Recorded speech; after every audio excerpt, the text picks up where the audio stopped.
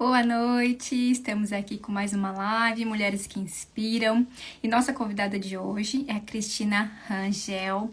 Ela vai contar um pouquinho sobre a história de vida dela. É uma mulher maravilhosa, ela tem um projeto com mulheres, que é o projeto Valorize-se. Ela vai contar aqui um pouquinho para nós também sobre esse projeto. E ela também é mentora daquelas que têm dificuldade de gravar vídeos, stories, sabe? Que tem dificuldade de aparecer aqui, fazer live. Então, ela também tem essa mentoria para quem tem essa dificuldade, esses bloqueios. E hoje ela vai contar um pouquinho para nós, né? Sobre a história de vida dela e sobre o trabalho dela. A Cris já chegou. Bom dia, né, Cris, aí para você. Seja bem-vinda. Aqui tá entrando também o pessoal. É Beauty Studio, seja bem-vinda. Clau Valentim. Selminha tá aqui no Japão, boa noite, Selminha, seja bem-vinda. Karen, nossa lindeza aqui do Grupo Mulheres, QGR Mulheres no Japão, Selminha também. Sejam bem-vindas, meninas. Vamos aproveitar, vamos compartilhar aqui no grupo, no nosso grupo, com os amigos, com a família. Então, Cris, aguarda só um pouquinho. Bom dia, Karen, que eu vou compartilhando aqui para as meninas, porque hoje vai ser uma live maravilhosa. Vamos compartilhar aqui. Vamos lá. Vamos chamar aqui os amigos, a família.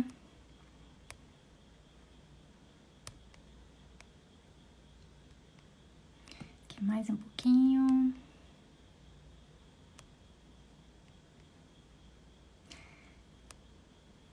Seria bom se tivesse um botão só, né? Que enviasse para todo mundo uma vez. Mas já que não temos ainda esse sistema, vamos aqui no dedinho. Vamos lá, aqui, mais um pouquinho. Ok. Acho que agora foi.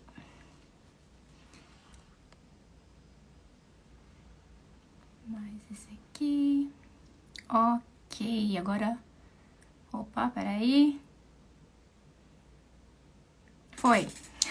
Agora foi. Shihori, boa noite. Seja bem-vinda.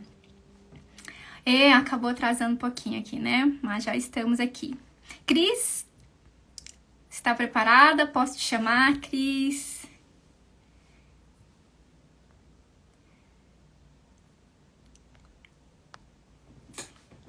A Cris pediu pra mim colocar uma musiquinha aqui.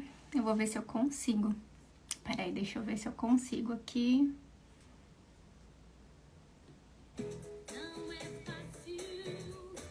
Acho que eu consegui. Deixa eu te chamar aqui, Cris.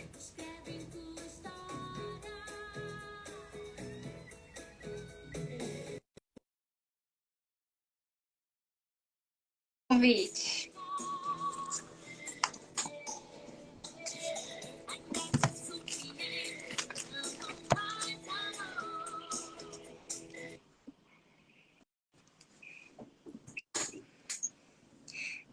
Cris, bom dia! Boa noite, Japão! Boa noite! Tudo bem, Cris? Tudo bom, Gi? Tentando achar meu filtro aqui, mas no... É verdade, né? Na verdade, não consegui. Tem que colocar antes, né, de conectar, eu esqueço disso.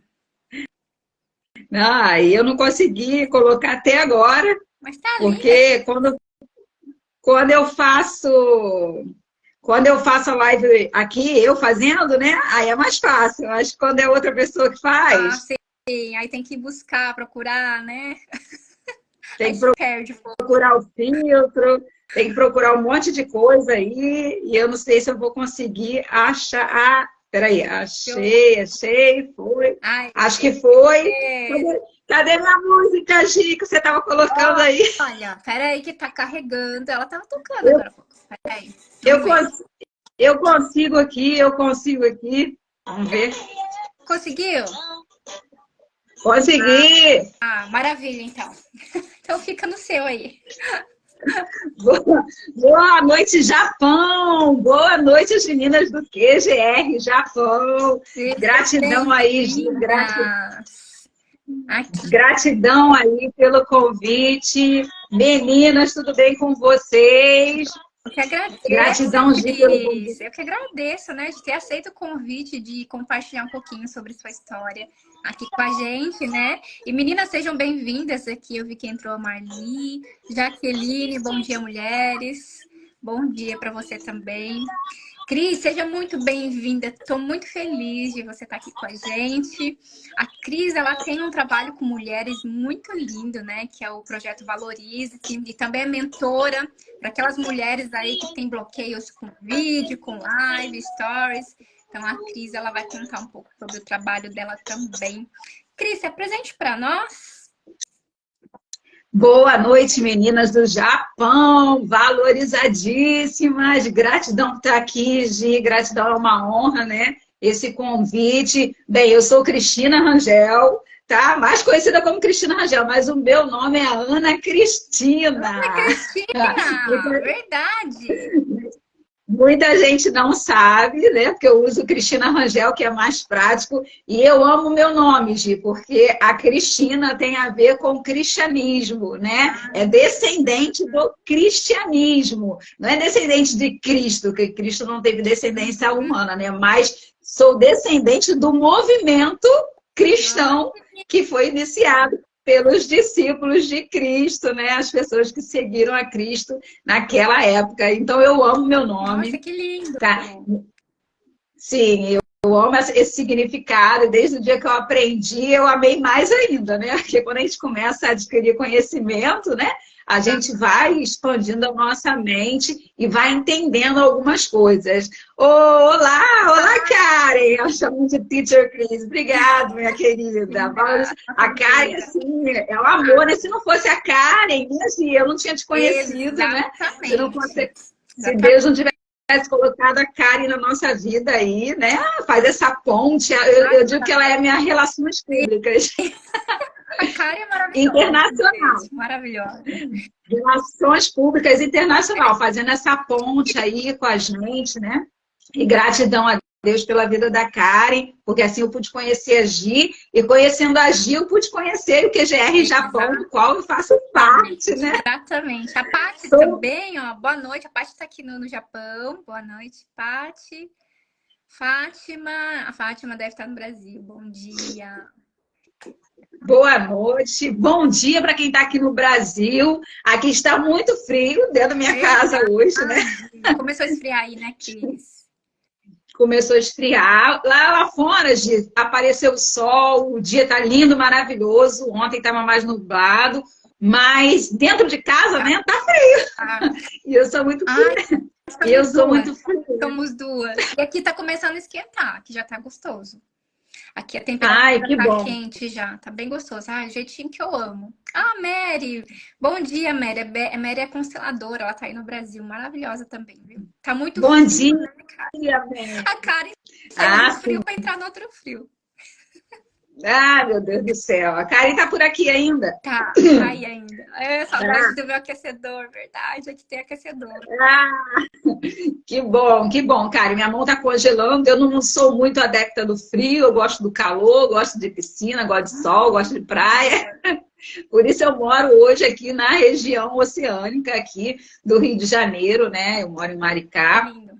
Mas, assim, eu vim para cá há pouco tempo, nos últimos 4 anos. Entendeu? Estou aqui há 4 anos. Mas eu sou mesmo de São Gonçalo, também aqui na cidade do Rio de Janeiro, mas é uma cidade leste fluminense, uma cidade muito grande, mas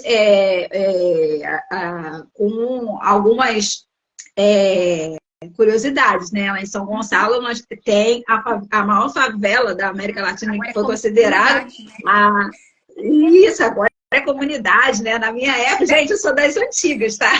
Já me perdoe, porque eu falo de acordo com como eu aprendi, tá ok? Agora tudo mudou, mas é isso aí, quem falou ali, ó, Ó, aqui em Santa Catarina faz muito frio também, mas o sol é lindo. Isso aí, ainda mais o vento, né, das praias e tudo.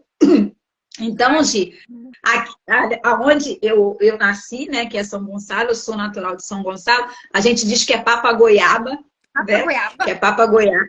É, papa goiaba, porque tinha muita goiaba, então no quintal da minha casa tinha goiaba, então a gente era acostumado a comer muita goiaba lá em São Gonçalo, Ai, entendeu? que Por isso que a lindo. gente chamava de papa goiaba. Pega direto do pé, assim. Carioca, Muito bom. carioca é da Delícia, gema, entendeu? Mas o São papa goiaba. gonçalense é papa goiaba. Então são algumas coisas assim que a gente aprende na infância e tudo. E lá tem essa comunidade, né, que é o Jardim Catarina, que é uma das maiores comunidades assim do país, né, e da América Latina, considerada aí, né? Mas eu morava bem distante e São Gonçalo é uma cidade bonita, mas infelizmente está maltratada, só isso. Mas os habitantes são maravilhosos, são pessoas, né, que estão ali, cada um, tentando viver a sua vida da melhor maneira possível, com certeza. Como Sim. em qualquer outro lugar, nós temos pessoas maravilhosas, entendeu? Ainda tenho, inclusive, tenho amigos, né, que moravam lá no Jardim Catarina e são pessoas maravilhosas. Mas, Gi, eu sou a filha mais velha de 3 irmãs. Meus pais tiveram 3 filhas e eu sou a mais velha. A minha irmã mais, a minha irmã mais nova tem 10 anos de diferença para mim. Então, você imagina aí, quando eu tinha 10 anos, minha mãe ganhou a minha irmã, né, mais nova. E eu cresci nesse ambiente de 3 mulheres, né? O meu pai sempre tentando ali dar o seu melhor. Meu pai era funcionário de uma antiga rede de lojas bem grande aqui no Rio de Janeiro, que era a antiga Mesbla. Não sei se vocês já ouviram falar, né? A Mesbla, que depois virou Sandis, que depois faliu, aquela coisa toda. Sim. Mas era assim, uma rede de loja, tipo essas grandes, bem conhecidas, entendeu? Que tinha várias franquias. Então, a Mesbla foi uma das primeiras lojas aqui, né? Na área de Niterói, Rio de Janeiro. Meu pai trabalhou nessa empresa por 24 anos. Foi o primeiro trabalho dele. Inclusive, foi a minha mãe que ganhou o trabalho, ela fez lá a prova, meu pai também fez, mas só podia trabalhar um, não podia trabalhar, né, os dois, né? Porque eles iam se casar, então não podia ter essa afinidade, né, no ambiente de trabalho. Minha mãe abriu mão do trabalho dela para que meu pai pudesse trabalhar nessa empresa. E ali ele cresceu, ele terminou o 2º grau, ele foi contador e foi até chefe de contabilidade da empresa. A Entendeu? Mary falou que Mas conhecia, Cris. A Mary, eu conheci. Conheceu? Ah, Mary. Então, Mary é da minha época, né? Tá mais ou menos aí na minha época. Eu conheci, ouviu falar, era muito famosa, né? E a minha mãe sempre levava a gente para passear lá. Era tipo shopping, sabe? Não tinha shopping naquela época, mas era uma loja grande de 3 andares. Então, minha mãe levava a gente para passear lá e a gente encontrava com o papai, e ele levava a gente para fazer um lanche ali por perto. E a gente tinha oportunidade de passear ali. Era o evento da semana, né? Era como se a gente tivesse ido um shopping, uma coisa bem diferente que a gente não estava acostumada. Era outro nível, né? Porque não tinha shopping naquela época ainda. Então, com isso, eu fui crescendo nesse ambiente, tá? Eu não a minha irmã mais nova nasceu, tinha 10 anos, e ali eu fui crescendo. Meu pai, ele se esforçava muito para pagar um colégio particular para as filhas, sabe? A gente não era... não tinha muitas condições, mas também não era uma família, assim, de um porte pequeno. A gente era uma classe média, né? E meu pai, ele fazia todo esse esforço, né? E ele trabalhava de dia, saía muito cedo, ainda estudava à noite. E eu lembro do meu pai chegando à noite, eu só esperava ele para dar boa noite e dormir. Quando ele chegava, era uma festa, a gente dava boa noite e dormir. Então, a convivência com ele era mais no final de semana, porque ele fazia esse esforço todo para pagar um colégio particular para mim e para minha irmã do meio. E tem 3 anos de diferença para mim. E depois, quando a minha irmã mais nova nasceu, né? Aí isso já se tornou um pouquinho ainda mais complicado, né? Porque agora eram três mulheres. Mas o meu pai sempre fez esse esforço e nós nunca passamos assim grandes dificuldades. É claro que presente era só no Natal, não era como é hoje, né? Que a gente quer agradar aos filhos e dar presente fora de época, dar presente fora de aniversário, dar presente a toda hora, de repente, alguns aí para compensar, né? Aí as crianças, né, com a falta que os pais, de repente, fazem dentro de casa, né? Estão trabalhando e querem compensar. Então, naquela época, tudo era um pouquinho mais restrito, né? A gente fazia festa quando chegava o Natal, porque sabia que ia ganhar um brinquedo, um presente. E no aniversário, então, eram só 2 épocas durante o ano que a gente ganhava presente. Mas, assim, a minha família é uma família amorosa, eu sempre fui criada, assim, dentro da igreja. Meus pais já eram evangélicos quando eu nasci, eles se conheceram, inclusive, no meio evangélico, na igreja. E quando eu nasci, eles já eram cristãos, meus avós eram cristãos, eu sou neta de pastores. Já cresceu nesse ambiente já? Já nasce. A gente diz que nasceu num berço cristão, entendeu? O jeito de se falar para quem está nesse ambiente de igreja e tal. Nasci num berço cristão, que desde criança, desde quando eu me conheço, eu já nasci na igreja, né? Assim, naquele ambiente cristão. Então, para mim, assim, a minha família era a melhor família do mundo, assim, eu não tive grandes dificuldades. Mas com 12 anos, eu já estava, né, ali passando ali para o ginásio, eu já estava enfrentando, assim, algumas dificuldades, porque era um pouquinho gordinha, sabe, Gi? Eu era, assim, fofinha, e aquilo muitas vezes causava em mim uma baixa autoestima, mesmo sendo criança, porque no colégio as crianças zoavam a gente, né? Você sofreu bullying, né? Por isso. Sofri bullying na escola, primeiro com essa questão de ser fortinha, né? De ser, eu não era obesa, mas era bochechuda, era fortinha, então já tinha uma certa brincadeira sem graça ali naquele ambiente. E eu era cristã, e na minha sala, na minha escola, não tinham muitas pessoas cristãs. Na minha sala era só eu. Então, quando eu passei para o ginásio, né, lá com 13 anos, eu já estava emagrecendo, porque estava aquela fase, né, de passar de criança para adolescência, né? Então já estava com 12 para 13 anos, então já emagreci e aquilo não foi mais nenhum problema para mim. Mas eu enfrentei um outro tipo de dificuldade na escola, porque eu era cristã, então eu enfrentei ali o bullying moral, que afetou a minha moral, a minha autoestima como adolescente.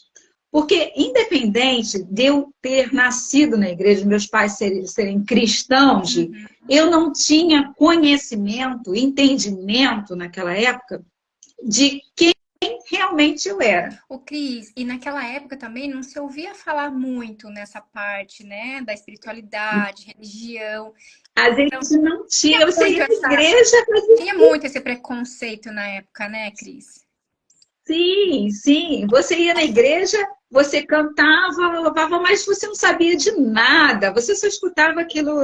a gente, como criança, nem prestava atenção, né, no que era falado. E meus pais, como não tiveram essa questão de sentar com a gente, explicar a Bíblia, de fazer. A gente só sabia que era bom, que era legal. Minha mãe me levava à igreja e eu ia à escola dominical. E ali ela achava que eu estava aprendendo alguma coisa, né? Mas se você não fixar aprendizado, se você não sentar e perguntar se a criança entendeu, aquilo ali para ela é como se nada tivesse acontecido. Ela foi brincar na igreja, e pronto. Nada além disso, entendeu, Gi? Então, naquela época, a minha mãe, ela não teve essa consciência de me explicar as coisas da Bíblia, apesar dela ser professora da escola dominical. Deixa eu pegar minha caneta. Tá bom. Sejam bem-vindas, meninas! Aqui, a Eli, Juliana. Olá, gente! Sejam bem-vindas, viu? Gratidão. Obrigada. Gratidão você que está entrando aqui nessa live. Então, como eu estava falando, Gi, apesar da minha mãe ser professora de escola dominical e tudo, mas aquela correria de 3 filhas, meu pai trabalhando, a minha mãe em casa cuidando da gente, apesar de todo amor que ela tinha, ela não tinha essa percepção de sentar com os filhos e dizer, olha, vocês são importantes, vocês são amadas, vocês têm um Deus que ama, que as ama, vocês são imagem e semelhança de Cristo, vocês são criativas, vocês são inteligentes, vocês podem fazer aquilo que vocês quiserem, vocês têm capacidade para isso. A gente não tinha essa noção, sabe? Na nossa cabeça, a gente era criança, ia para a escola para estudar, e voltava, ia para a igreja para encontrar com os amigos no final de semana, e voltava. A gente só sabia, no meu caso, tá, gente? Estou falando de mim. Eu só sabia que existia um Jesus que morreu na cruz por mim, e ponto. Tá?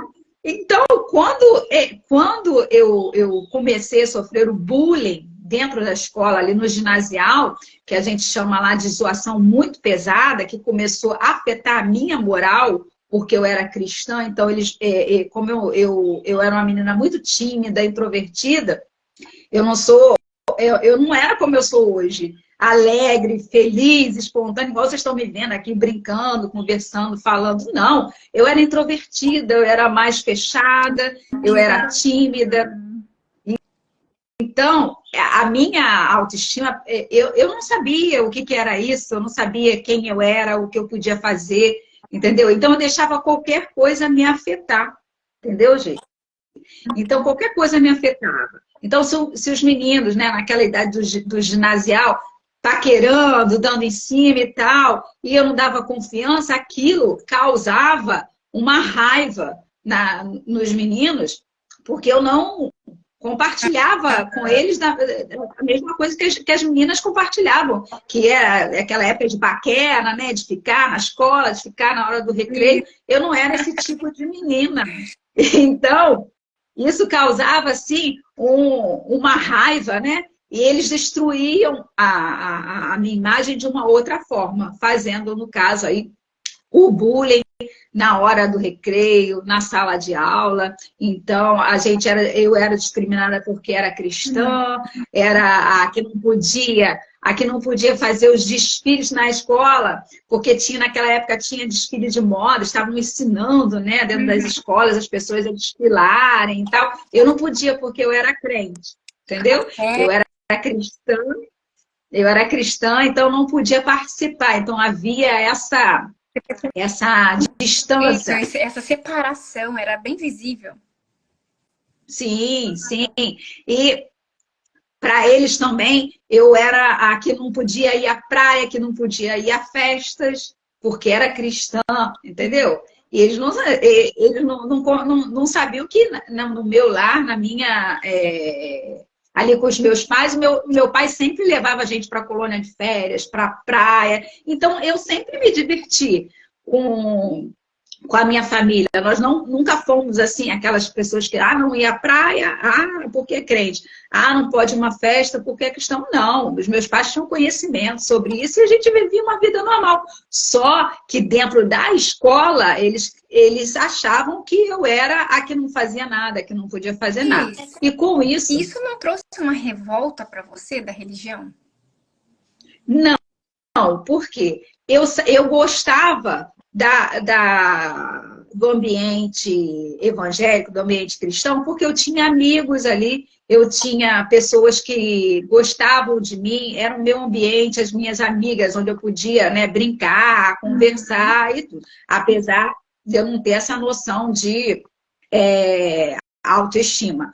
Mas isso não me trouxe revolta, porque nessa questão eu sabia muito bem que meus pais tinham me ensinado ali a ir para a igreja e tudo, e eu gostava, porque não tinha essa discriminação na igreja, eu tinha discriminação no colégio. Então eu não fiquei revoltada com a religião ou com o fato de eu ser cristão. Eu ficava triste dos colegas da escola não me aceitarem como eu sou, né? Cristã e tal, me excluírem. Então eu fui excluída disso, de desfiles, fui excluída de festas de 15 anos das meninas da sala de aula, né? Então eu não podia ir a festas, eles não me convidavam para ir a aniversário. Nos trabalhos da escola que eu tinha que fazer em grupos, eu era um pouco deixada de lado. Então, eu queria me envolver, eu queria fazer o trabalho, mas, assim, elas me deixavam de lado. E eu sempre era excluída, né? A verdade é essa. Na minha cabeça também eu me sentia assim, porque eles faziam isso comigo e eu me sentia assim, por mais que eu me oferecesse para fazer o trabalho e tal, de alguma forma eles me excluíam. Então, isso foi causando em mim uma tristeza que meus pais não perceberam. Isso foi causando em mim, né, o sentimento ali, eu não sabia na época que era autoestima, né? Foi destruindo a minha autoestima. Porque quem não sabe quem é, não sabe o que merece. Entendeu? E naquela época, nada disso era conversado. Né? Minha mãe não sentava com a gente, falava, não, vocês são capazes, vocês podem, né? Vocês podem superar as suas dificuldades. Não tinha essa conversa. Até porque eles também não tiveram essa orientação, né? Também foram de uma geração que não tiveram orientação nenhuma, então eles não passaram aquilo que eles não receberam, né? Sim, com certeza, não era culpa deles, porque amor eu tinha. Isso. Entendeu? Eu tinha amor dos meus pais e tudo, só que eles não tinham aquela preocupação de sentar com a gente e falar assim, como é que foi seu dia na escola? Como é que tá sendo? E a minha mãe tinha também a minha irmã, né? Também que tinha ali 2 para 3 anos e tal. E tinha toda aquela correria de cuidar de 3 filhas, colocar para a escola e tal. Então, para ela, estava tudo bem. Ela não percebeu isso. A culpa não era dela, porque ela não teve essa orientação de perceber. E aquilo foi me destruindo. E eu comecei a ficar mais isolada ainda. Eu chorava escondido. Eu não compartilhava com a minha mãe. Ela não sentava comigo para dizer assim, você pode... Igual a gente fala para o filho hoje, olha, se acontecer algumas coisas na escola, você pode me contar, não esconda de mim, entendeu? A gente tem essa preocupação hoje com os filhos, né? Olha, se acontecer alguma coisa, fala pra gente, não fica calado, não sofre sozinho. Mas não, ali eu fui sofrendo sozinha e eu fui entrando num estado de tristeza, né? E isso ocasionou uma leve depressão na minha adolescência. Você estava com quantos anos, mais ou menos, na época? 13 anos. 13 anos, nossa, muito novinha. Você sai da fase infantil, né, de criança, para a adolescência. E o que o adolescente precisa, Gia? Ele quer ser amado e incluído. Isso, exatamente. Você quer ser amado e incluído. Quando você deixa de ser amado e incluído, você se sente o quê? Um peixe fora d'água, né? Destruído. Aí na minha cabeça, ninguém gosta de você, né? Você não se dá bem na escola, eles fazem coisas que você não é. Vamos dizer assim, destroem a sua moral, te chamam de nomes que você não é, dizem que você faz coisas que você não faz, querendo me comparar a outras meninas da escola, e aquilo foi destruindo a minha autoestima, e eu fui me fechando, e eu fui entrando num estado assim de sofrência, né? Sofrendo sozinha porque eu não tinha a coragem e a facilidade de me abrir com a minha mãe, ou com meu pai muito menos, porque ele ficava o dia todo fora de casa. Ainda tinha as minhas irmãs, né? E eu era mais velha. Então, eu me senti naquele momento perdida, totalmente. Perdida e sofrendo. Sofrendo sozinha, né? Sofrendo sozinha. E nesse sofrimento, eu sei hoje, né, como psicanalista, que foi um estado de tristeza que me levou a uma leve depressão, né? Quase uma depressão média aí na minha adolescência. E eu não sabia diferenciar aquilo, e aquelas vozes, eu ouvia vozes dizendo na minha mente, né? Ah, seus pais não te amam, você não é aceita na escola, você não tem amigos. Então, para uma criança, né, que está sofrendo toda aquela transformação para a adolescência, aquilo ali é um sofrimento que você não tem resposta. Imagina, Ana, Quem é que... imagina nessa idade, que é uma idade de transição, né, Cris? É uma idade de transição da fase de criança para adulta. Então, fora essa transição, você ainda teve todos esses perrengues, né, na escola. Então, foi uma soma ali na sua vida. Então, foi onde você ficou realmente, se sentiu assim, nossa, o que eu tô fazendo aqui nesse mundo? Me senti perdida, sem amor. Não me sentia amada. Por mais que meus pais me dessem de tudo e fosse uma família assim, que eles realmente me amavam, eu não me sentia assim. E quando você não se sente amada, não adianta ninguém dizer para você que você é amado e tal, porque você não se sente assim. Exatamente. Você não percebe isso. Então, por isso que eu dou esse alerta para os pais, né? Procurem saber como seus filhos realmente estão, como eles estão se sentindo. Porque eles, nesse mundo digital hoje, né? Eles vão continuar guardando tudo para eles mesmos, né? Vão se isolar, vão ficar no celular, vão ficar mexendo. Eu não tinha celular naquela época, mas eu me isolava. Eu ia para o terraço da minha casa chorar, sozinha, escondida, entendeu? E com a correria do dia a dia, minha mãe não... Sem apoio, porque você não falava para ninguém, né? Então, você não falava, você não tinha apoio, né? Não falava, ninguém sabia o que eu estava passando, entendeu? E eu ficava com aquele sofrimento sozinha. Por exemplo, o que você vai fazer com essas coisas que estão com esses pensamentos? Como é que você deixa de pensar nisso? Como é que você resolve isso? Como é que você enfrenta o dia a dia? E foi assim que eu fiquei cada vez mais triste. E um determinado dia, um trabalho de escola, nós fomos apresentar o trabalho, eu participei do trabalho em grupo lá na escola e tal, só que algumas pessoas, né, na casa da menina lá, ficaram brincando lá, desfile, tinha muita gente, era um trabalho de mais ou menos 15 pessoas e tal. Eu fui lá, fiz a minha parte, só quando chegou na escola, no dia ali de apresentar o trabalho, eles chegaram para a professora, as meninas chegaram para a professora e disseram que eu não fiz trabalho, que eu fiquei desfilando. Verdade. Então, elas disseram que eu fiquei brincando, não ajudei, a professora não quis saber. Eu falei assim, gente, que isso? Eu fiz ali a minha parte. A professora não quis saber. Naquela hora, a professora olhou para mim, uma professora mal amada, né? Olhou para minha cara na frente da turma toda e falou assim, você acabou de receber um 0, você não fez trabalho, também não tem nota. Ela não quis escutar o que eu tinha para falar, ela não quis saber se eles estavam armando para mim, ela não quis saber nada disso. Naquele dia, Gia, minha vontade era ter fugido da escola, entendeu? Eu não sabia onde enfiar minha cara. Eu era muito chorona, chorava por qualquer coisa, então chorando ali, todo mundo rindo de mim.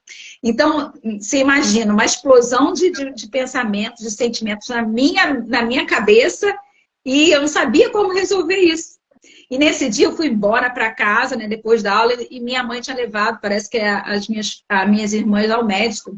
Então eu estava sozinha, eu já ficava sozinha. Minha mãe deixava a comida pronta, né? Eu ia embora do colégio sozinha, a gente ia para o colégio sozinha, voltava e tal. E naquele dia eu subi chorando para o terraço e eu fiquei muito mal, chorando muito. Eu não sabia o porquê que tinham feito aquilo comigo. Então, aqueles sentimentos de você não é amada, ninguém gosta de você, o que você está fazendo aqui? Acaba com esse sofrimento. Eu escutava isso, entendeu? Eu escutava isso bem claro na minha mente, no meu ouvido, aqui do lado esquerdo, e eu não sabia como lidar com aquilo. Na hora, o meu sentimento era de querer ficar livre daquela dor. Não. Quero ficar livre dessa dor. O que eu faço com isso, né? Já que ninguém me ama, meus pais não me dão atenção, na minha cabeça, né? Na minha cabeça passava isso. Meus pais não me dão atenção, eu não sou aceita na escola, o que eu estou fazendo aqui? Eu quero acabar com esse sofrimento. Do meu lado direito, uma outra voz dizia, não é assim, seus pais gostam de você e tal, só que você fica atordoado. Nossa, era uma você é uma briga interna ali. Uma briga interna de duas vozes, de bem e mal, falando na tua cabeça. O que você vai escutar?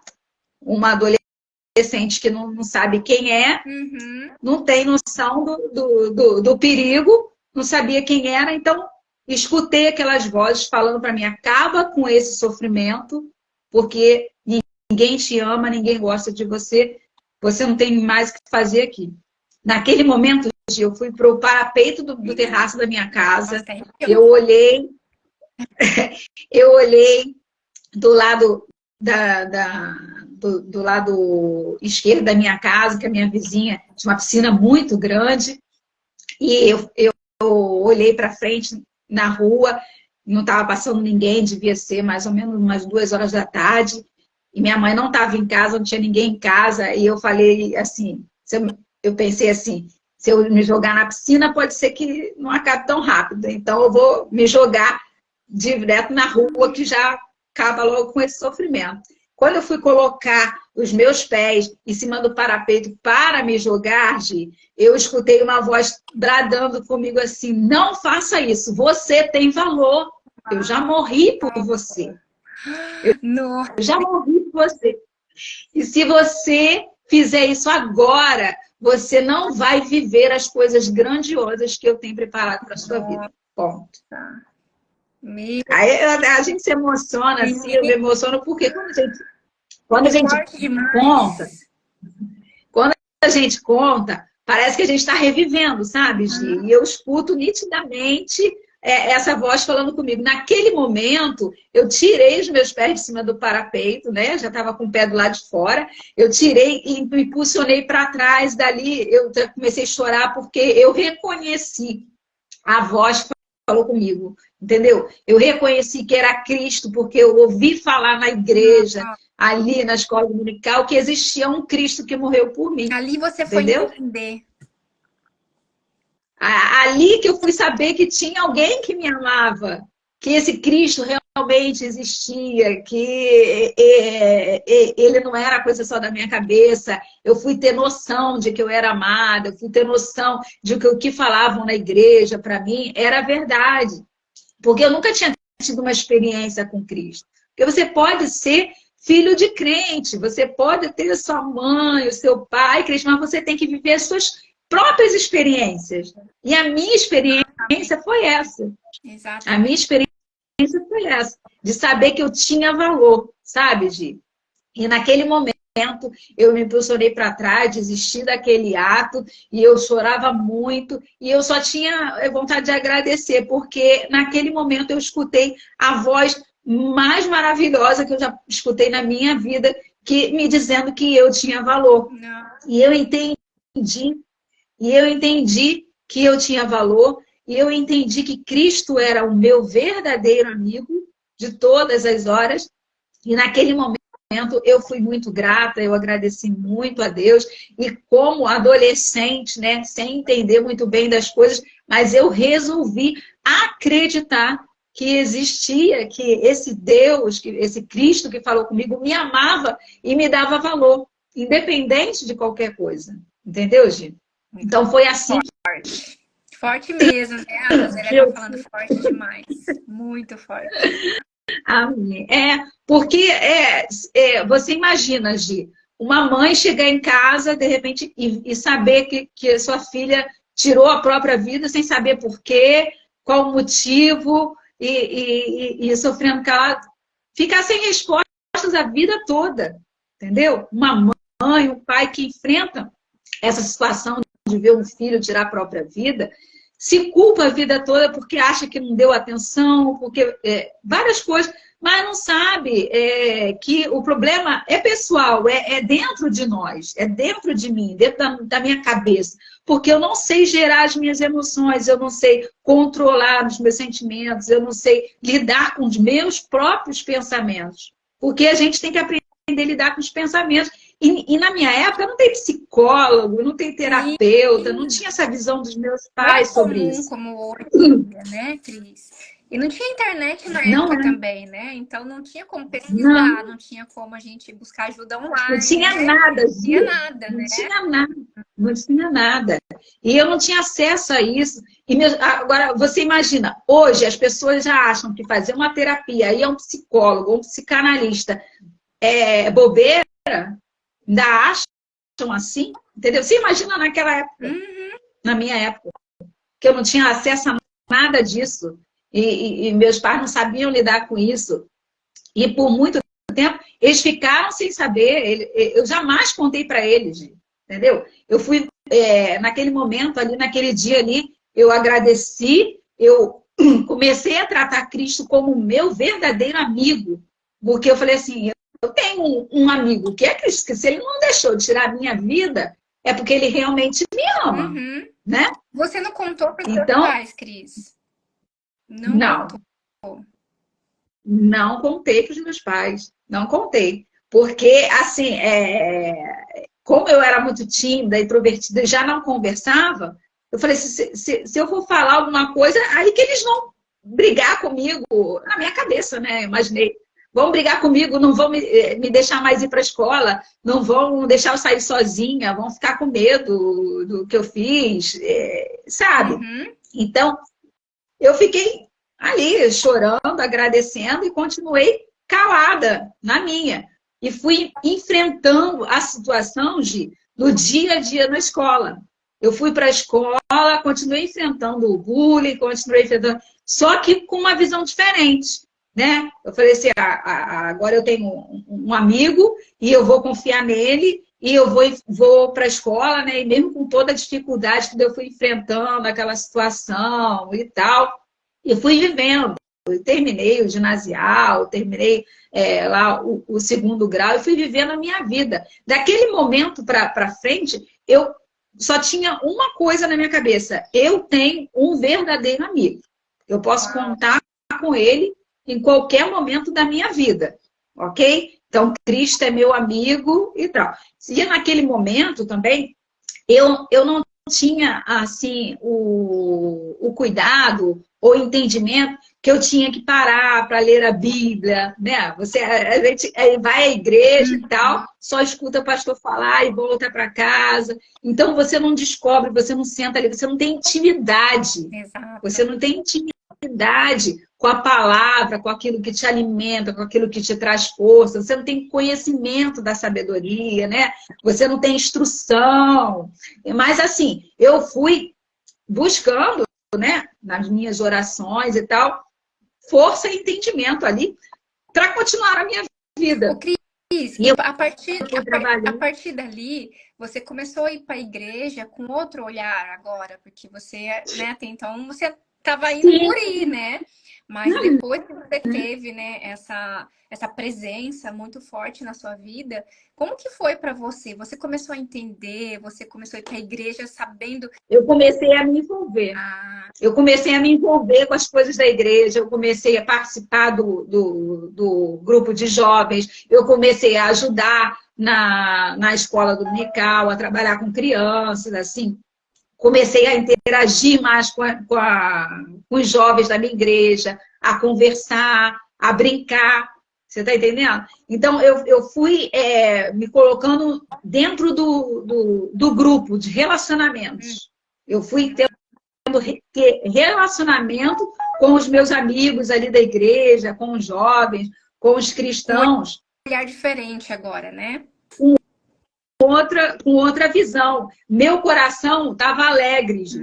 Eu não era mais aquela menina triste, introvertida, não era assim, extrovertida, mas eu já fazia relacionamento, já me envolvia com as coisas, então eu fui ocupando a minha mente. E como é que eu fui saindo daquela, uma coisa importante de dizer também, que eu fui saindo desse quadro de medo, de depressão e tal, de tristeza.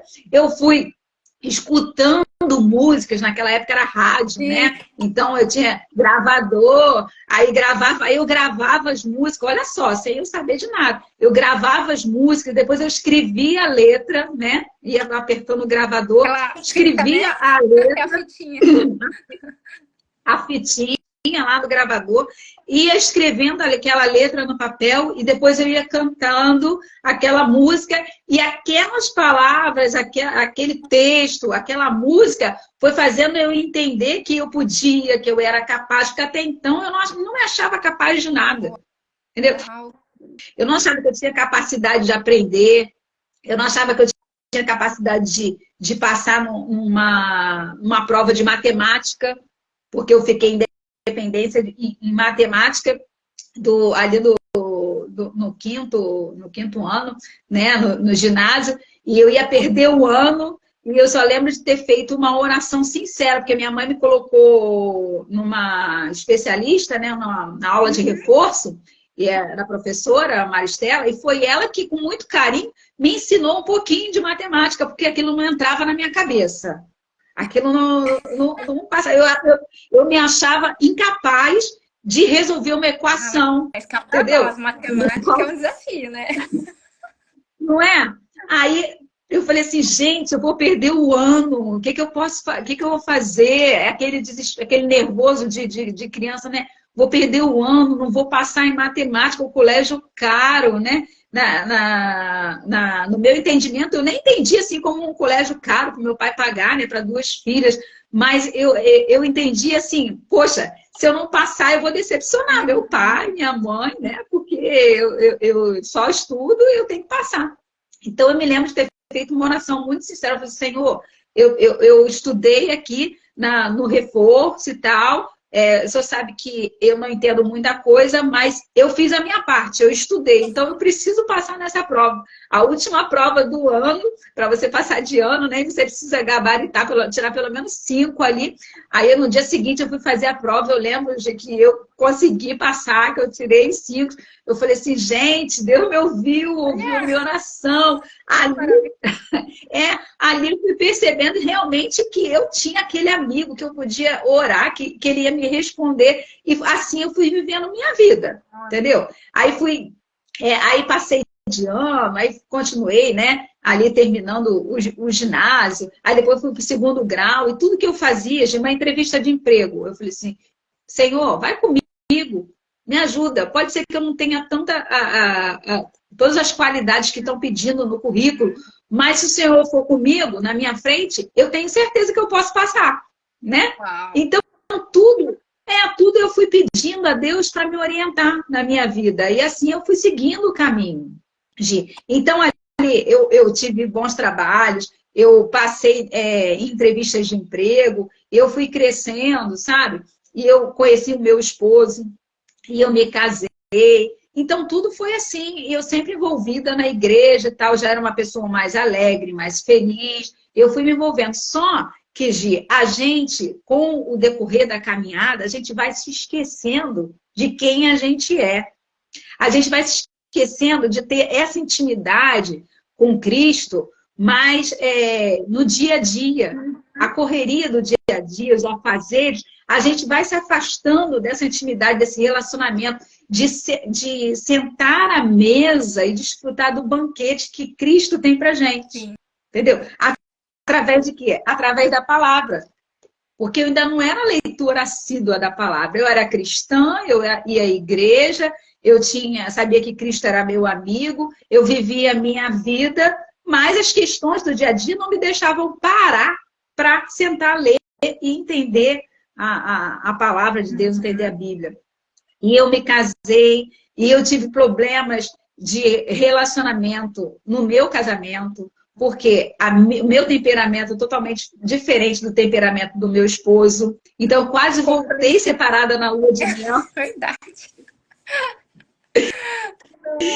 Sabe, eu não tinha, a gente não tinha essas noções, apesar de eu ler, de eu me interagir sobre relacionamentos. Eu sempre gostei de ler livros e tal. Eu li o livro do Jaime Kemp, mas na minha época não tinha curso de noivos igual tem hoje, Gi. Hoje eu falo Hoje para tem de o tudo. pessoal, vocês têm de tudo. Na minha época não tinha curso de noivos. Na minha época, os pais não sentavam para a gente para dizer o que, que era um casamento, entendeu? Como é que o que, que ia O alemão foi acontecer. despedida de Então, solteiro, né? nem despedido de solteiro, meu chá de panela, né? Meu chá de panela foram poucas meninas da igreja, porque as pessoas, eu trabalhava, graças a Deus, mas outras meninas não trabalhavam, não tinha essa condição que tem hoje. Hoje eu vejo o pessoal fazer chá de lingerie, chá de sei quê, ganhar tudo, tudo do bom, do melhor. Na minha época, nada disso. Eu tinha que trabalhar, conquistar e ir ali comprar. Eu só casei, Gi, com geladeira, fogão e uma máquina de lavar. O sofá foi emprestado da minha mãe. Meu pai tirou a cama e o guarda-roupa para mim, entendeu? E para o meu esposo, nós pagamos a gente. Nós mesmos trabalhávamos, nós mesmos tivemos que construir. Eu construí uma casa em cima da casa dos meus avós, que eles me deram, entendeu? Então, tudo assim, com muita dificuldade. Porque se eu fosse pensar em ter tudo, eu tive festa de casamento, meu pai fez festa de casamento para mim, mas se eu pensasse em ter tudo dentro da minha casa, direitinho, bonitinho, eu não casava, não.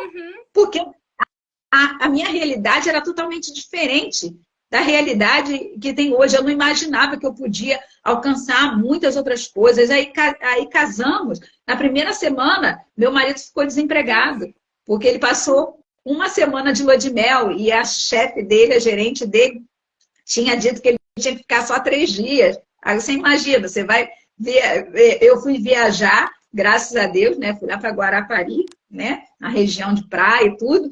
Mas, assim, como é que eu ia ficar 3 dias? A gente foi na cara e a coragem, com dinheiro contado. Com dinheiro contado. Então, tudo isso, assim, foi muito dificultoso. A gente hoje lembra e ri, mas, assim, na época foi punk mesmo. difícil. Porque hoje a gente tem um pensamento que a gente consegue muito mais, que é uma fase que está passando, mas que lá na frente as coisas vão melhorar e tal. Mas antigamente, como não tinha conhecimento, então era aquilo pronto e acabou, né, Cris? Então não via muito uma coisa grande lá na frente, não almejava isso, né? Não.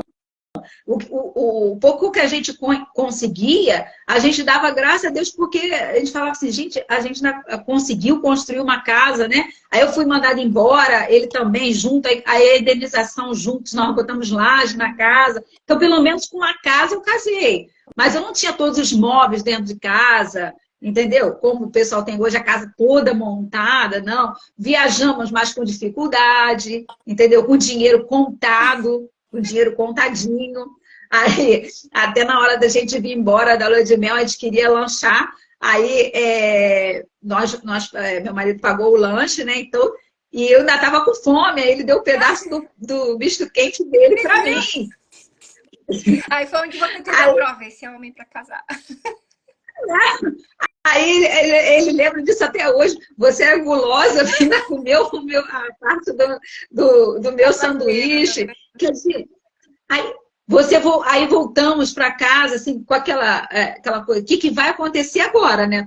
Estamos casados, mas sua chefe falou que você ia ser mandada embora. O que vai acontecer? O que vai ser da gente? Uma vida nova que a gente não tem experiência, né? E voltamos. E realmente, ele foi, na primeira semana, foi mandado embora. A chefe não teve dó nem piedade. Não era carteira assinada, mas era assim, ele sempre foi corretor de vendas, ele trabalha com plano de saúde, né, até hoje. Então, foi assim, aí voltou, estava desempregada. E agora? Não, a gente não pede ajuda nem pai, nem mãe, a gente vai se virar, entendeu? Porque agora nós somos casados, a gente tem que se virar. Eu lembro que na primeira semana eu fui lá pro Rio, para a cidade onde a mãe dele morava, né, em Campo Grande, fazer um sacolão, no sacolão da irmã dele, para pagar depois, porque a gente tinha, né?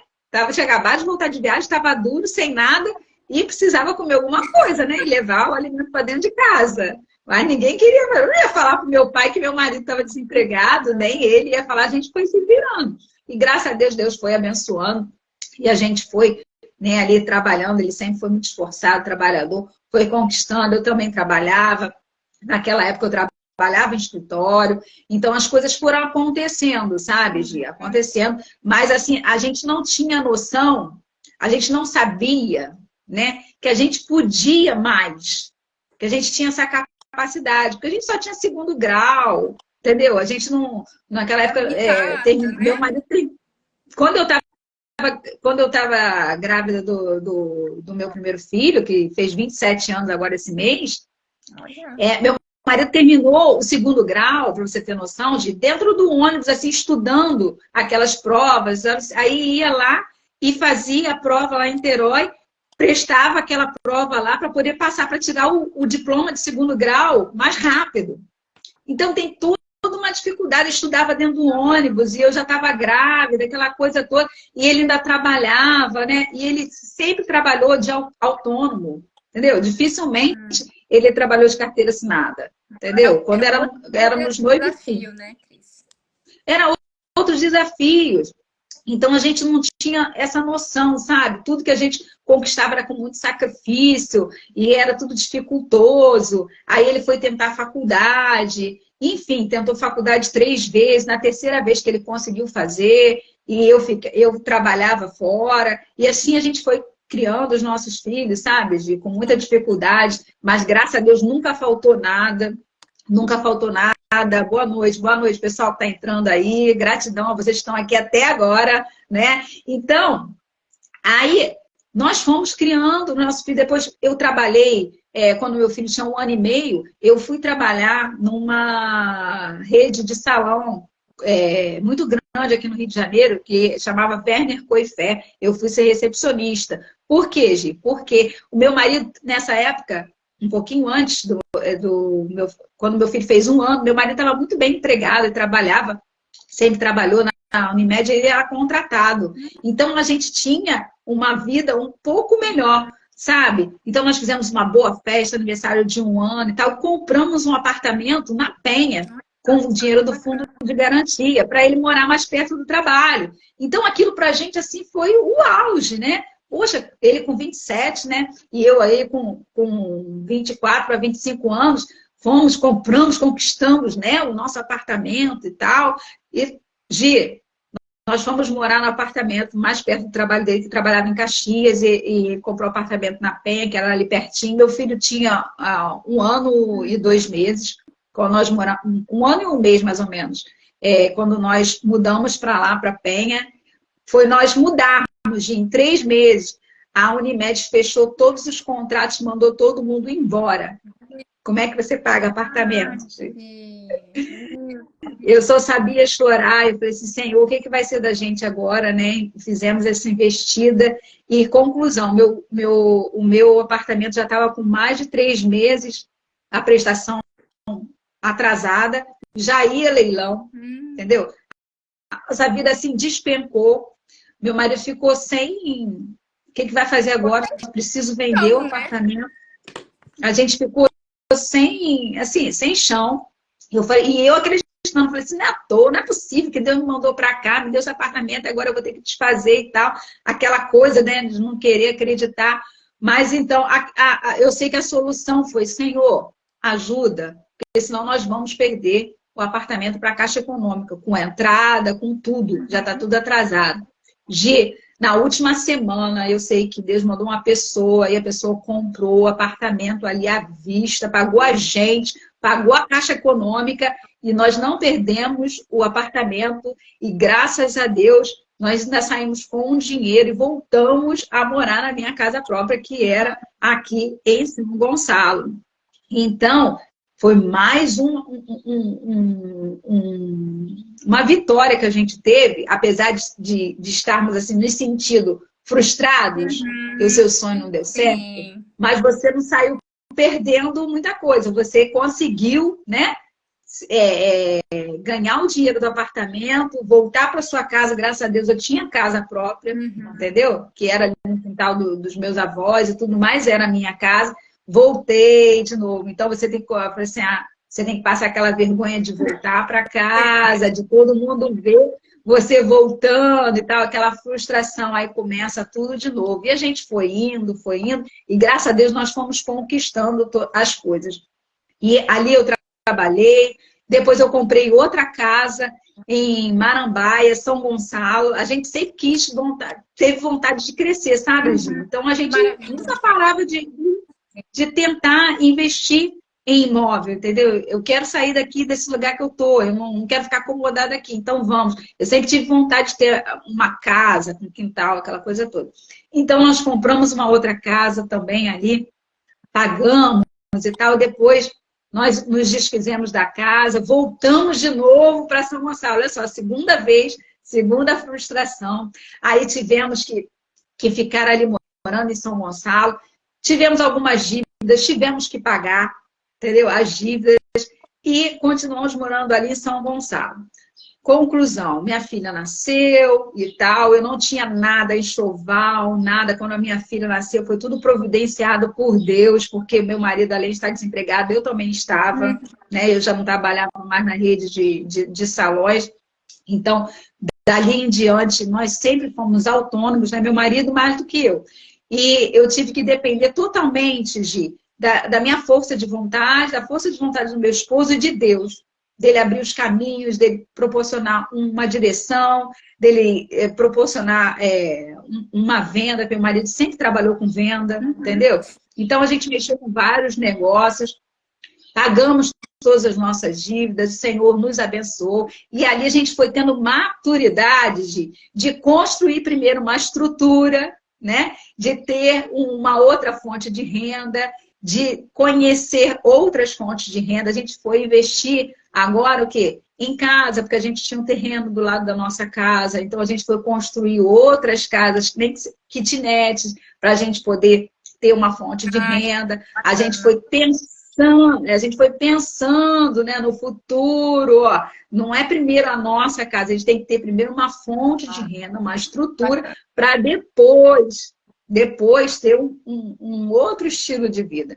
E assim a gente foi indo, e graças a Deus a gente construiu aquelas casas, né? A gente tem algumas kitnets alugadas, a gente continuou morando em São Gonçalo, meu marido continuou assim, trabalhando no Rio, e eu tinha a loja confecção de roupas. Eu tinha confecção de roupas, onde eu trabalhei por 8 anos, entendeu? Desde quando eu comprei essa casa em Marambaia, desfiz e tudo, mas dali em diante eu trabalhei nessa loja e eu prosperei ali, Gi. Só que eu só tinha prosperidade quando era verão, porque eu trabalhava com moda na praia. Apesar de eu trabalhar com roupa e tudo... No inverno aí eu fui... não tinha venda.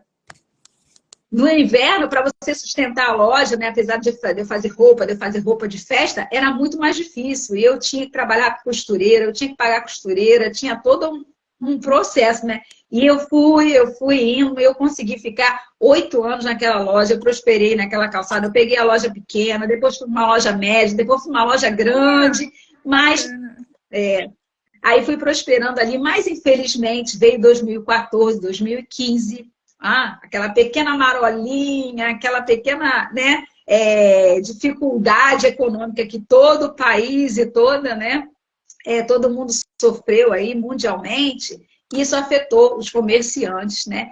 E eu, infelizmente, tive que fechar a minha loja, estava cheia de dívidas, tive que voltar para minha casa de São Gonçalo, né? Já morava lá em São Gonçalo, mas tive que botar a minha loja toda em cima do meu terraço. Pegar uma loja toda estruturada e jogar ela em cima do terraço. Então, foi uma frustração para mim, foi muito assim, dificultoso. E onde eu quero chegar? Que quando eu saí dessa loja, eu peguei um empréstimo para poder construir um quarto, né, um ateliê no meu terraço, no terraço da minha casa.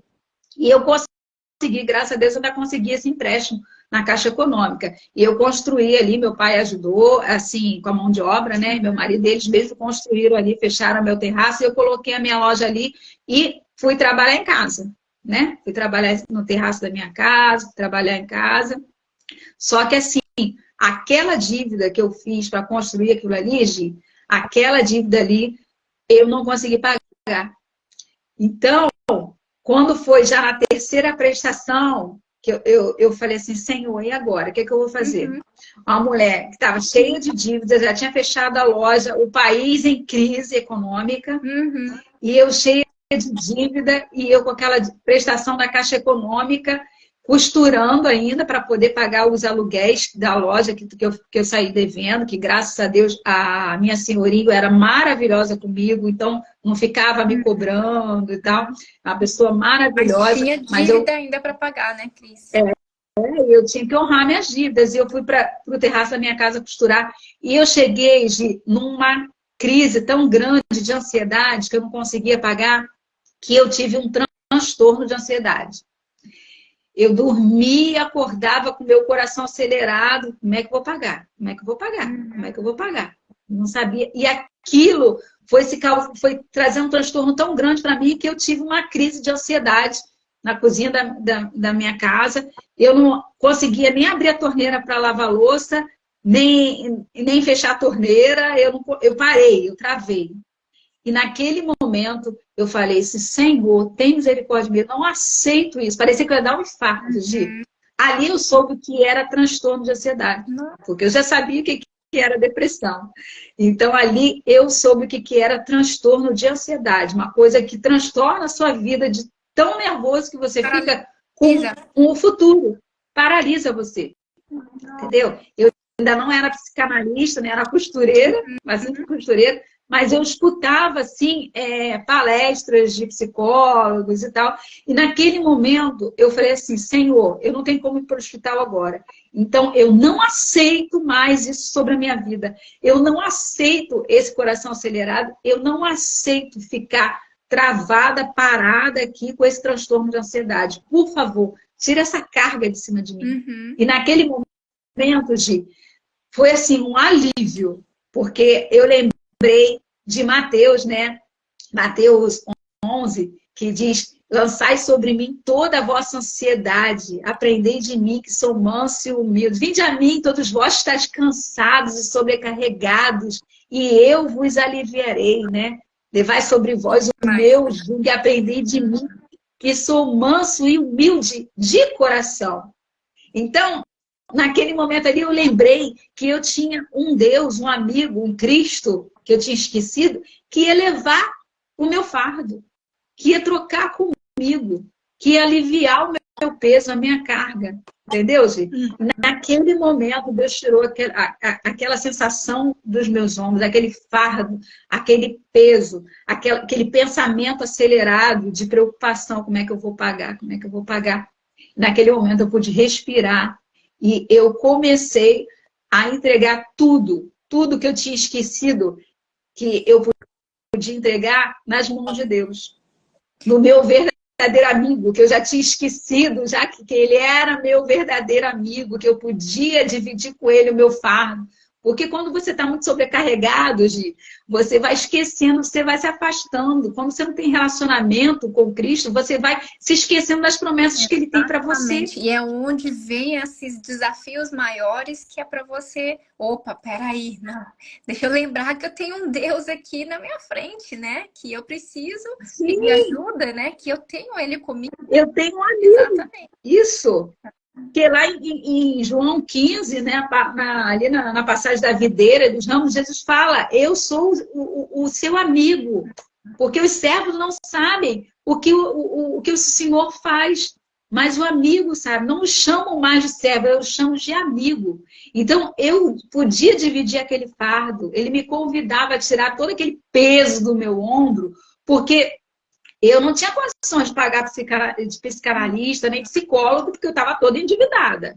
Então, naquele momento ali, eu comecei a reaprender a confiar no meu amigo verdadeiro e fiel, que era Cristo. Que é Cristo, né? Que está comigo a todo momento. Só que a gente se esquece, a gente quer resolver na força do nosso braço, e a gente esquece que a gente pode entregar tudo na mão de Deus, tudo a Cristo. E Ele vai te dar orientação de como começar a resolver. Não vai ser do dia para a noite, mas Ele vai te orientar, vai te mostrar um caminho, vai te dar uma direção. entendeu? Então, naquele dia ali, aquele peso saiu de cima das minhas costas, aquele fardo da dívida, da preocupação, da ansiedade, saiu. E ali Deus foi me dando estratégia, eu continuei costurando o terraço da minha casa. Eu fui escutar, sabe quem, Gi? Eu fui escutar a Joyce Maia. Ai, Eu fui escutar a Joyce. Maravilhosa, que eu já escutava há muitos anos, quando ela falava conteúdo de inteligência emocional, eu já escutava ela há muitos anos, né?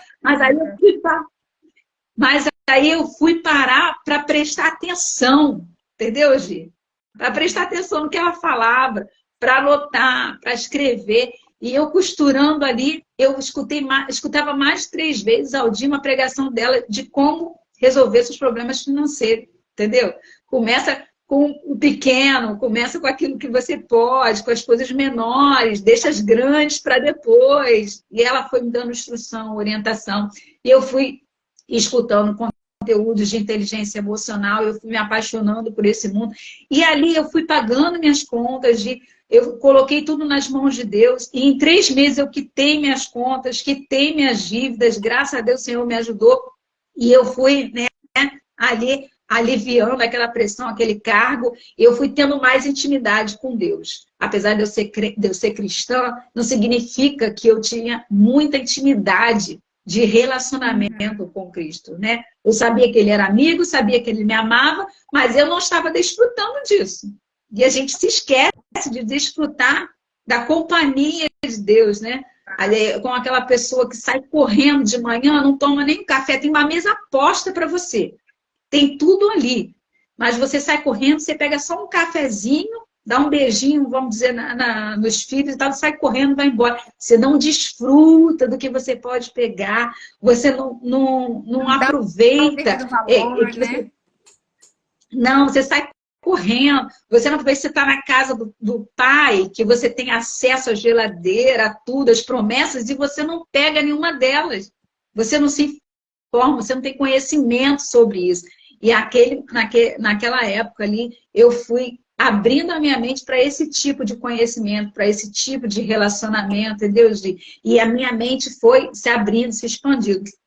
E depois eu fiz o aniversário da minha filha de 15 anos, né? Em 3 meses, que eu já sabia quem a gente era, já sabia o que a gente podia. Eu falei para minha filha assim, olha, ela não queria festa. Aí depois, 3 meses faltando para o aniversário de 15 anos, ela...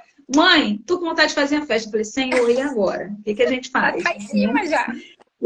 O que a gente faz? Aí eu falei para ela, eu lembro de ter falado para minha filha assim, olha só, se você quer, você pede, ora a Deus, que se for a vontade dele, a gente vai fazer. Porque para Deus nada é impossível. Eu me lembro de ter falado assim para ela, entendeu? Eu falei, para Deus nada é impossível. Você acredita, Gi, que a minha filha acreditou nessa palavra, orou, e em 3 meses, Gi, eu fiz um aniversário de mais de 20 mil reais para minha filha. Nossa, que maravilha. Um aniversário de 15 anos. Um aniversário de 15 anos, Gi, no salão, aqui no Brasil, essas coisas são caríssimas. Sim, buffet, isso é muito caro, entendeu? Então, ali o Senhor nos deu tanta condição. O meu marido fechou contratos e tudo, e nós fizemos aquele aniversário grandioso. Eu falei assim, Senhor, eu não acredito, né?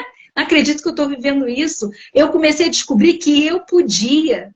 Porque, como diz lá, João, se as minhas palavras, se vocês estiverem em mim, e as minhas, isso está em João 15 aqui, se vocês estiverem em mim, e as minhas palavras estiverem em vocês, pedirão tudo o que quiserem em meu nome. Nossa, e será feito. Eu comecei a entender essa palavra, sabe, Gi? Eu comecei a colocar isso em prática. E eu vi ali o quanto Deus é cuidadoso, o quanto Deus é amoroso, o quanto Ele cuida de mim. E nós fizemos esse aniversário em 2017, só que aí meu pai participou, né, desse aniversário, né, todo mundo ajudou e tal, é claro. Minha mãe deu um bolo, meu pai ajudou lá com o cartão de crédito. Colaborou um pouquinho de família ajudou. Mas, assim, nós quitamos em 3 meses prestações altíssimas de mais de 5 ou 6 mil reais para pagar salão, essas coisas. Então, isso foi meu marido e eu que fizemos. As outras coisas foram, né, presentes e tal. Mas, assim, em 2017 nós fizemos. Eu lembro quando meu pai entrou no salão de festas, ele falou assim, que isso? que festa de rico é essa? Né? Meu pai falou assim, eu falei assim, pai, o Senhor, né, é Deus que nos deu as condições, e eu não esperava isso. E ali nós vivemos aquele momento, né? Só que, Gi, em 2018, em dezembro de 2017, o meu pai, ele fazia aniversário. Então, ele faz aniversário dia 27 de dezembro. Nós fizemos ali um churrasco para ele, muito bem, lá, ele gostava de churrasco, fizemos um churrasco para ele. E quando foi, Gi, em janeiro, logo ali pelo comecinho de janeiro, meu pai passou mal, ele teve um AVC.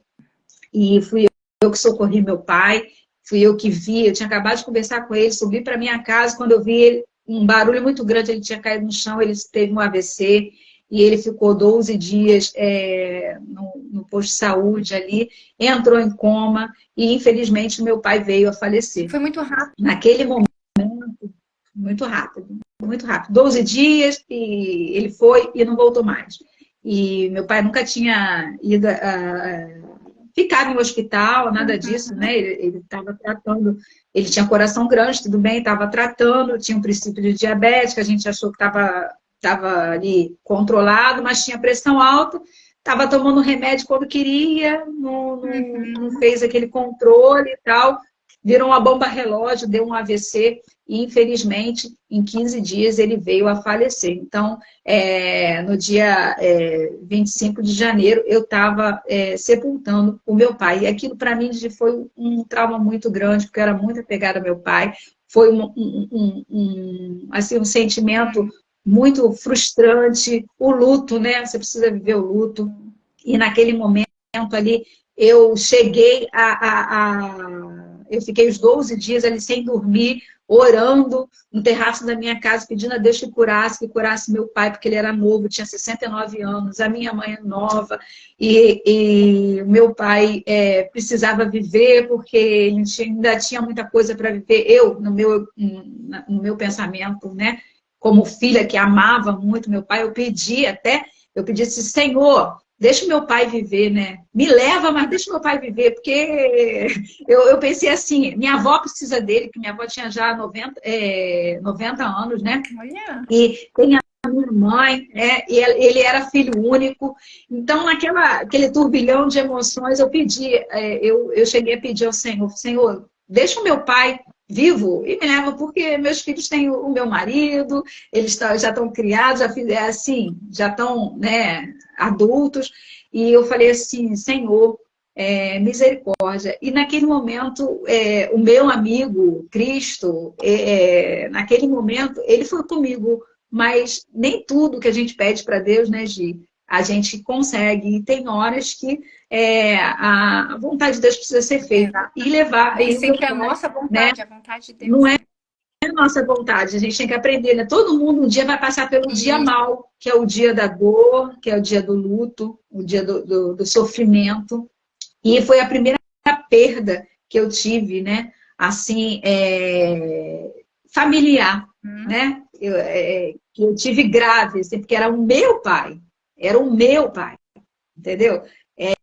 Não era o pai de outra pessoa, era o meu, porque a gente acha que nunca vai acontecer com a gente, né? A gente não se prepara, ninguém vive se preparando para enfrentar o luto, ninguém vive essa parte. E foi muito frustrante para mim, e naquele momento eu cheguei a ficar chateada, a ficar revoltada, falei assim, poxa, por que o senhor não guardou meu pai? Por que o senhor não livrou meu pai? Mas assim, Gi, antes do meu pai falecer, na noite que ele faleceu, eu tinha orado muito e eu estava com todos os meus compromissos de costura ali atrasados, porque era verão, era janeiro, era a época de eu ganhar dinheiro, mas eu não conseguia costurar porque meu pai estava internado, eu ia todo dia vê-lo.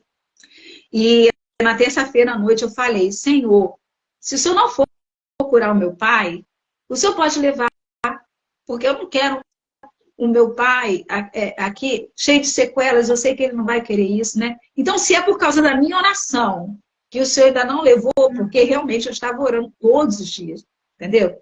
Então, se é por causa da minha oração que o senhor ainda não levou meu pai, o senhor faz a sua vontade. Isso eu orei, Ju, era terça-feira à noite, 9 horas da noite. E eu fui dormir já de madrugada. Quando eu acordei, meu marido me acordou. E ele falou assim, eu tenho uma notícia para você. Eu falei assim, eu já sei, o meu pai se foi. Aí ele falou assim, só que eu já sabia que o Senhor já tinha confortado meu coração, sabe? E aí eu falei assim, eu já sei, meu pai foi.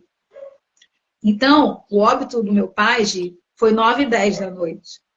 Eu me lembro de ter orado às 9 horas. Então, foi aquela liberação, né, que eu dei. Eu falei assim, Senhor, né, faça a sua vontade.